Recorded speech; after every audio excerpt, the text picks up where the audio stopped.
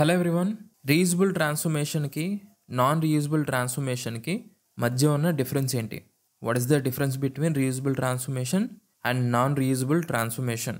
First of all, reusable transformations can be used across multiple mappings, ideal for standard logic like lookups or expressions that are repeated. ఈ reusable transformations అనేవి మనం different మ్యాపింగ్స్లో use చేయొచ్చు, multiple మ్యాపింగ్స్లో.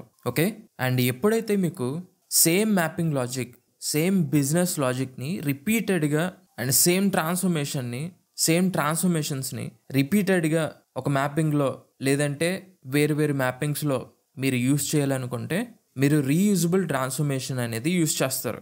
Did you understand? నేను ఈ reusable transformation గురించి నా complete కోర్స్లో చాలా డీటెయిల్డ్గా ఎక్స్ప్లెయిన్ చేశాను. ఓకే, ఒకసారి చెక్ చేయండి. Next, non reusable transformation is used only in a single mapping, best for unique logic specific to one work flow. Non reusable transformation అనేది మనం మ్యాపింగ్ డిజైనర్లో క్రియేట్ చేస్తాం. ఓకే, అండ్ ఈ నాన్ రీయూజబుల్ ట్రాన్స్ఫర్మేషన్స్ని సింగిల్ మ్యాపింగ్లో మాత్రమే use చేయగలం.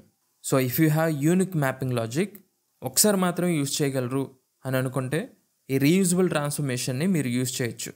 Otherwise same transformation, same mapping logic, if you want to use multiple times in different mappings, then go for reusable transformation.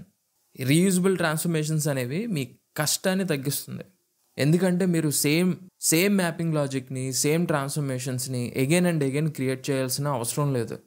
I hope you understood very clearly. మీకు నా explanation నచ్చితే please ఈ వీడియోని like చేయండి.